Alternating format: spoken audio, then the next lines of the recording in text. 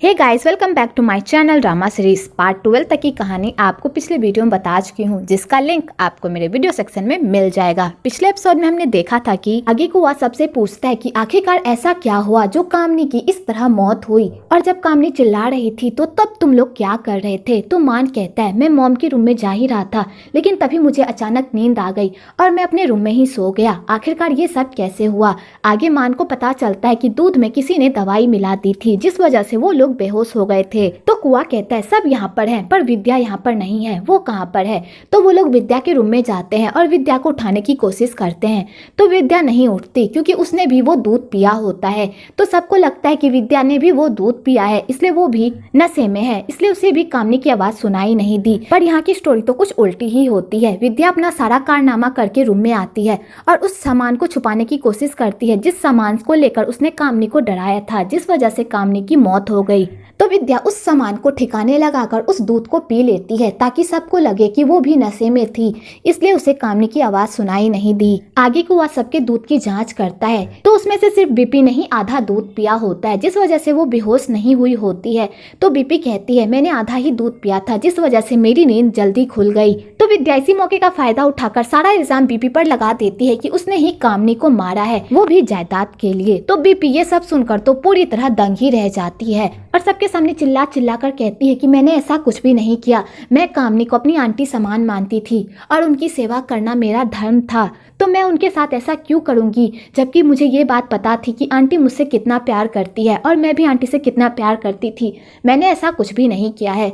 तो आंटी जैन भी बीपी का ही साथ देती है और कहती है मुझे नहीं लगता कि बीपी ने ऐसा कुछ भी किया है, मुझे तो तुम पर शक हो रहा है। तो विद्या कहती है मैं ऐसा क्यों करूंगी, मुझे पता है कि वो मान की मॉम है और मैं मान की मॉम के साथ ऐसा क्यों करूंगी। अगर आप लोगों को मुझ पर शक है तो आप लोग मेरे रूम की तलाशी ले सकते हैं और साथ में आप लोगों को बीपी के रूम की भी तलाशी लेनी होगी। तो कुआ कहता है इस घर में सिर्फ 2 ही बाहर वाले हैं, तो हमें उन दोनों के रूम की ही तलाशी लेनी चाहिए। आगे वो दोनों मिलकर विद्या के रूम की तलाशी लेते हैं, तो विद्या के रूम में ऐसा कुछ भी नहीं मिलता जो विद्या पर उंगली उठा सके। उसके बाद वो लोग बीपी के रूम में जाते हैं चेक करने के लिए, तो वहाँ पर उन लोगों को वही सामान मिलता है जिससे विद्या ने लेग बनकर कामनी को डराया था। तो सारे लोगों को लगता है कि ये सारा कारनामा बीपी का ही है।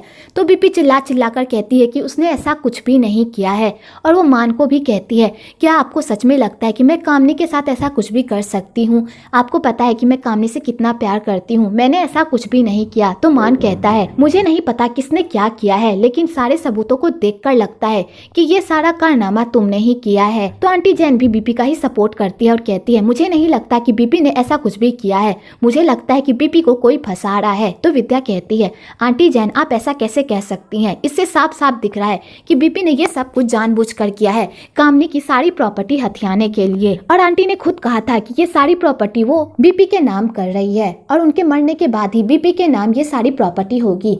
तो बीपी के पास इससे अच्छा मोटिव क्या हो सकता है कामनी को मारने का। और विद्या सबकी नजरों में बीपी को गिराने की कोशिश करती है, तो बेचारा मान पूरी तरह कंफ्यूज्ड हो जाता है कि आखिरकार सच्चाई क्या है, किसने उसकी मॉम को मारा है। आगे आंटी जैन बीपी को संभालती है और कहती है चाहे दुनिया कुछ भी कहे, मुझे तुम पर पूरा भरोसा है कि तुमने ऐसा कुछ भी नहीं किया है। आगे मान और बीपी दोनों ही कामनी के रूम में जाते हैं उन्हें याद करने के लिए, तो दोनों एक दूसरे को देखकर अकवर्ड फील करते हैं। तो आगे मान कहता है क्या सच में तुमने मेरी मॉम को नहीं मारा, अगर तुमने मेरी मॉम को नहीं मारा तो बता क्यों नहीं देती कि उस विल में क्या लिखा है। तो बीपी कहती है मैंने आंटी से प्रॉमिस किया था कि चाहे मेरी जान भी क्यों ना चली जाए, मैं उस विल के बारे में किसी को भी नहीं बताऊंगी। तो मान कहता है तुम कब तक इस तरह सिचुएशन को इग्नोर करती रहोगी, तुम्हें आज ना कल सबको सच्चाई बतानी ही होगी। तो बीपी कहती है अगर ऐसी बात है तो मुझे कल सुबह तक की मोहलत दे दीजिए, कल सुबह मैं प्रूफ कर दूंगी कि इन सारे कारनामों में मेरा कोई हाथ नहीं है, मैंने आंटी को कोई भी नुकसान नहीं पहुंचा। और बीपी ये कहकर वहाँ से चली जाती है। तो मान को भी पूरा यकीन होता है कि बीपी ने ऐसा कोई काम नहीं किया है, पर उसके पास कोई सबूत नहीं होता क्योंकि जितने भी सबूत होते हैं वो सारे बीपी के खिलाफ ही होते हैं। अगली सुबह लॉयर आता है और सबके सामने कामनी का विल पढ़ता है, तो उस विल में कामनी ने अपने सारे अपनों के लिए उनके नाम पर उनकी प्रॉपर्टी छोड़ी होती है, जैसे नच के नाम पर भी प्रॉपर्टी छोड़ी होती है, उसकी माँ के नाम पर भी और आंटी जैन के नाम पर भी, और उसके बाद जो भी जायदाद बची होती है वो सारा मान के नाम का होता है। तो मान ये सब सुनकर पूरी तरह शॉक्ड हो जाता है, क्योंकि इस बिल के अनुसार कामनी को कुछ हो भी जाए तो भी बीपी के हाथ कुछ भी नहीं लगने वाला। तो मान ये सब सुनकर पूरी तरह शॉक्ड हो जाता है और बेचारी विद्या अपने ही आप में पूरी तरह पगला रही होती है, क्योंकि उसके पास अब कोई भी मोटिव नहीं बचता बीपी पर इल्जाम लगाने का। तो बीपी कहती है यही कामनी ने अपने विल में लिखवाया था और उन्होंने मुझसे प्रॉमिस लिया था कि मैं इस बारे में किसी को भी ना बताऊं। अब आप लोगों को यकीन हुआ कि मैंने कामनी का खून नहीं किया, और अगर मैंने ये सब किया भी होता तो भी मुझे कुछ भी नहीं मिलता। तो बीपी के पास कोई भी मोटिव नहीं होता कामनी को मारने का। तो बेचारा मान पूरी तरह कंफ्यूज्ड हो जाता है, क्योंकि उसे अपनी मॉम की कातिल के बारे में कुछ भी पता नहीं चल रहा होता है कि तभी वहाँ पर कुआ आता है और मान को कहता है मुझे भी नहीं लगता कि बीपी ने कामनी को मारा होगा। और बीपी के रूम से जो भी सबूत मिले हैं उसे देखकर नहीं लगता कि बीपी ने वो सारे कारनामे किए होंगे, क्योंकि बीपी को कभी भी लेक के बारे में नहीं पता था और ना ही उसने कभी भी लेक को देखा है, और उसे ये भी नहीं पता कि कामनी ने लेक के बाल काटे हैं। जब बीपी को लेक के बारे में कुछ पता ही नहीं तो उसे उसके हुलिये के बारे में कैसे पता होगा। और मुझे इन सारे सबूतों को देखकर लगता है कि ये सारा काम विद्या का है, क्योंकि जब लेक की मौत हुई थी तब विद्या ही वहाँ पर थी और विद्या को ही लेक की सारी स्टोरी पता थी। और मुझे लगता है कि तुम्हारी मॉम को विद्या ने ही मारा है। तो बेचारा मान ये सब सुनकर पूरी तरह कंफ्यूज्ड हो जाता है और उसे समझ में नहीं आता आखिरकार क्या सच्चाई है। तो मान अपनी मॉम के रूम में जाता है और अपनी मॉम को याद करके खूब रोता है कि तभी मान की नजर विद्या की अंगूठी पर पड़ती है, जो कामनी के रूम में एक कोने में पड़ी हुई होती है। तो मान उस रिंग को देखकर पूरी तरह शॉक्ड हो जाता है और फाइनली मान को यकीन हो जाता है इन सारे कारनामों के पीछे विद्या का ही हाथ है।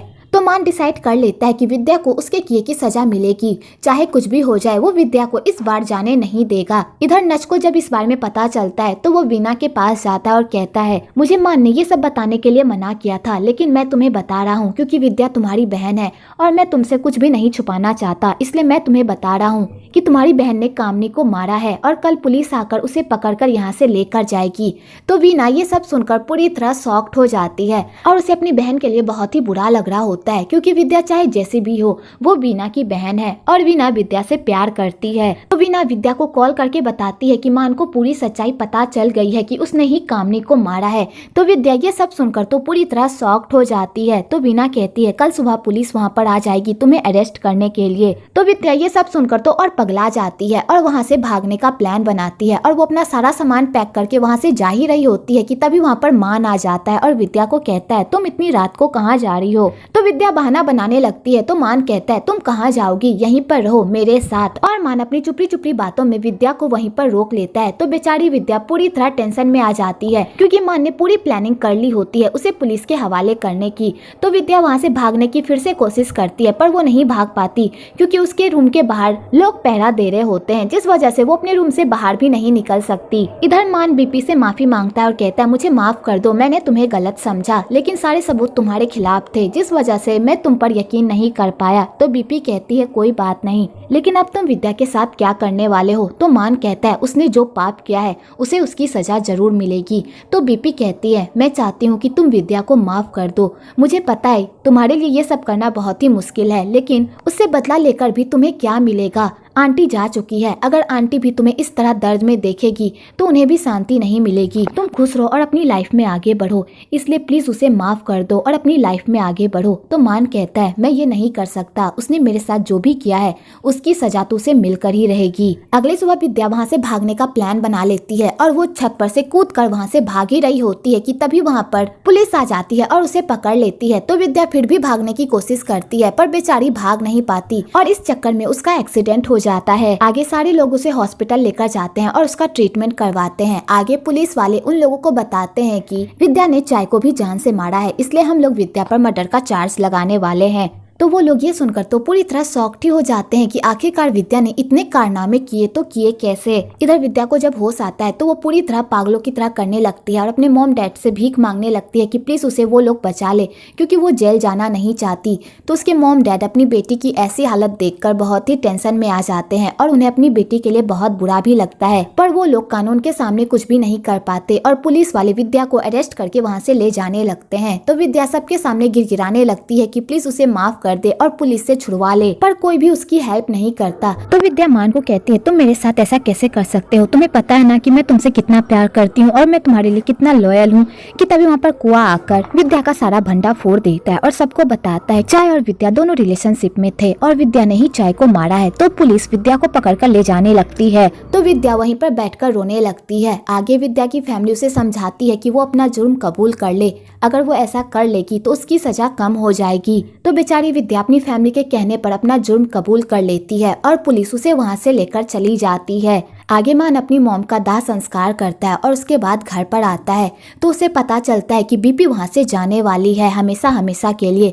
तो मान को ये सब सुनकर बहुत ही बुरा लगता है और वो बीपी को कहता है अगर तुम जाना ही चाहती हो तो मॉम के अंतिम संस्कार के बाद जाना। मॉम का अंतिम संस्कार 100 दिन में खत्म होने वाला है, तुम उसके बाद चली जाना। मॉम तुम्हें बहुत प्यार करती थी और तुम्हें मानती भी थी, तो तुम मॉम के लिए इतना तो कर ही सकती हो ना। तो बीपी कहती है ठीक है, मैं 100 दिन बाद यहाँ से चली जाऊंगी। वेल मान बीपी को हमेशा हमेशा के लिए अपने पास रोकना चाहता है, पर उसके पास कोई वजह नहीं होती बीपी को अपने पास रोकने के लिए। आगे वीना की मॉम को भी उसके और नज के रिलेशन के बारे में पता चल जाता है, तो वीना की मॉम उन लोगों पर खूब भड़कती है और उन दोनों के रिश्ते को एक्सेप्ट नहीं करती। तो वो लोग एक टेक्निक लगाते हैं और वो लोग वीना की मॉम को ये बताते हैं कि वीना प्रेग्नेंट है। तो बेचारी वीना की मॉम ये सुनकर तो पूरी तरह पगला जाती है और उनके पास कोई ऑप्शन नहीं बचता उन दोनों के रिश्ते को एक्सेप्ट करने के अलावा। आगे आंटी जैन को जब इस बारे में पता चलता है तो वो मान पर बहुत गुस्सा करती है और कहती है क्या तुम सीधा सीधा नहीं कह सकते कि तुम उसे अपने पास रोकना चाहते हो। अगर तुम इसी तरह घुमा फिरा कर उससे बात करोगे तो वो हमेशा हमेशा के लिए यहाँ से चली जाएगी और तुम बाद में पछताते रहोगे। अभी भी तुम्हारे पास टाइम है, जाओ उसके पास और अपने दिल की बात कहो, वरना कहीं देर ना हो जाए और वो हमेशा हमेशा के लिए यहाँ से चली जाए और तुम पछताते रहो। आगे भी मानवाद को अपनी प्रॉब्लम्स बताती है। तो मानवाद ये सब सुनकर हैरान होती है और कहती है जब तुम मान से प्यार करती हो तो उसके पास क्यों नहीं रहती। कामनी भी तो यही चाहती थी कि तुम दोनों की शादी हो जाए। तो बीपी कहती है मैं तो उनसे प्यार करती हूँ लेकिन वो मुझसे प्यार नहीं करते और मैं किसी जबरदस्ती के रिश्ते में नहीं रहना चाहती और ना ही मैं उन्हें फोर्स करना चाहती हूँ मेरे साथ रहने के लिए। तो मानवाद को बीपी के लिए बहुत बुरा लगता है। आगे मानवाद ये सब पोंग को बताती है कि उसे बीपी के लिए बहुत बुरा लग रहा है।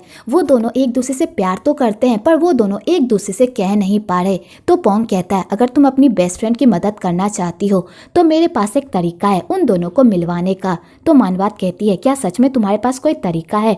तो पोंग कहता है हाँ मेरी जान, तुम देखती जाओ आगे आगे मैं करता क्या हूँ। आगे बीपी के 100 दिन पूरे हो जाते हैं और वो फिर से जाने की प्लानिंग करने लगती है और वो पैकिंग कर रही होती है। तो मान को जब इस बारे में पता चलता है तो वो बीपी के पास जाता है और उसे किसी न किसी बहाने से अपने पास रखने की कोशिश करता है। तो बीपी मान का ऐसा बिहेवियर देखकर तो पूरी तरह हैरान होती है। आगे मान को बीपी के सारे लेटर्स के बारे में पता चल जाता है कि उसे जितने भी लेटर्स आए थे वो सारे लेटर्स बीपी ने ही लिखे थे और बीपी उससे बहुत प्यार करती है। तो मान सीधा बीपी के पास जाता है और जब तुम मुझसे प्यार करती हो, मेरी परवाह करती हो, तो फिर तुम मुझे छोड़कर क्यों जा रही हो। और कहता है मैं नहीं चाहता कि तुम यहाँ से जाओ, मैं चाहता हूँ तुम हमेशा के लिए यहीं पर रह जाओ।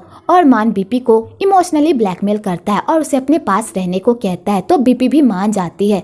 वेल मान बीपी को अपने पास रहने के लिए मना तो लेता है पर उससे अपने प्यार का इजहार नहीं करता और बीपी को यही बात बहुत बुरी लगती है। आगे आंटी जैन को जब इस बारे में पता चलता है तो वो फिर से मान को डांटती है और कहती है तुमने बीपी को यहाँ पर रहने के लिए तो रोक लिया, लेकिन तुमने उसे किस हक से यहाँ पर रोका है। क्या तुम उससे प्यार करते हो? अगर तुम उससे प्यार करते हो तो जाकर साफ साफ उसे क्यों नहीं बता देते, क्यों उसे इस तरह टॉर्चर कर रहे हो। तो मान कहता है आंटी जैन आपको कोई गलत फहमी हुई होगी, ऐसी कोई बात नहीं है। तो आंटी जैन कहती है मैंने तुम्हें बचपन से पाला है और मैं तुम्हारे नस नस से वाकिफ हूँ कि तुम कब क्या सोचते हो और तुम्हारे दिल में क्या चल रहा है, लेकिन तुम्हें खुद नहीं पता कि तुम्हारा दिल क्या चाहता है। अभी भी तुम्हारे पास मौका है, सुधर जाओ वरना बाद में तुम्हें पछताना पड़ेगा। और आंटी जैन ये कहकर वहाँ से चली जाती है। अगली सुबह जब मान सोकर उठता है तो उसे पता चलता है कि बीपी हमेशा हमेशा के लिए यहाँ से चली गई है।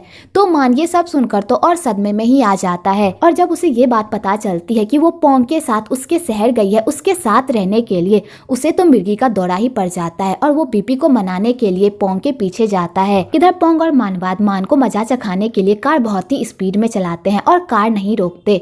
तो बेचारा मान कहता रहता है कि कार रोको, पर वो लोग कार नहीं रोकते क्योंकि वो जानते हैं कि मान बीपी से बहुत प्यार करता है और वो इतनी आसानी से बीपी से अपने प्यार का इजहार करने वाला नहीं है। तो तो वो दोनों मान को खूब टॉर्चर करते हैं। तो मान को भी गुस्सा आ जाता है और मान उन दोनों की गाड़ी के सामने अपनी गाड़ी रोक देता है और बीपी को कार से बाहर निकालता है और कहता है तुम्हारी हिम्मत कैसे हुई यहाँ से जाने की, तुमने मुझसे प्रॉमिस किया था ना कि तुम मेरा साथ नहीं छोड़ोगी, फिर तुम मुझे बिना बताए यहाँ से क्यों जा रही थी। तो बेचारी बीपी को समझ में नहीं आता आखिरकार मान क्या बोल रहा है कि तभी पोंग मान को बताता है कि बीपी उसके साथ उसकी और मानवाद की शादी की तैयारियां करवाने के लिए जा रही है, ना कि उसके साथ रहने के लिए।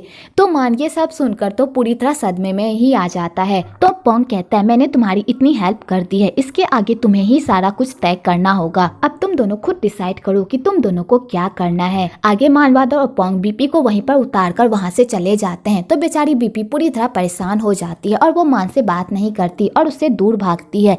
तो मान उसका पीछा नहीं छोड़ता और उसके पीछे जाता है और कहता है अब तक तुम मुझसे गुस्सा हो, मुझसे बात नहीं करोगी, चलो घर चलते हैं। तो बीपी कहती है मैं तुम्हारे साथ घर क्यों जाऊं और किस हक से। तो मान फाइनली बीपी से अपने प्यार का इजहार कर देता है और कहता है मैं तुमसे बहुत प्यार करता हूँ और मैं तुम्हारे साथ अपनी पूरी लाइफ बिताना चाहता हूँ, इसलिए प्लीज मेरे साथ घर चलो। तो बीपी ये सब सुनकर इमोशनल हो जाती है और कहती है मैं भी तुमसे बहुत प्यार करती हूँ। और फाइनली इन दोनों की भी लव स्टोरी पूरी हो जाती है और यहीं पर ये ड्रामा खत्म होता है। वेल आपको ये ड्रामा कैसा लगा कमेंट में जरूर बताइएगा। अगर आपको ये वीडियो अच्छी लगी हो तो एक लाइक जरूर करें और मेरे चैनल को सब्सक्राइब करना तो बिल्कुल ना भूले।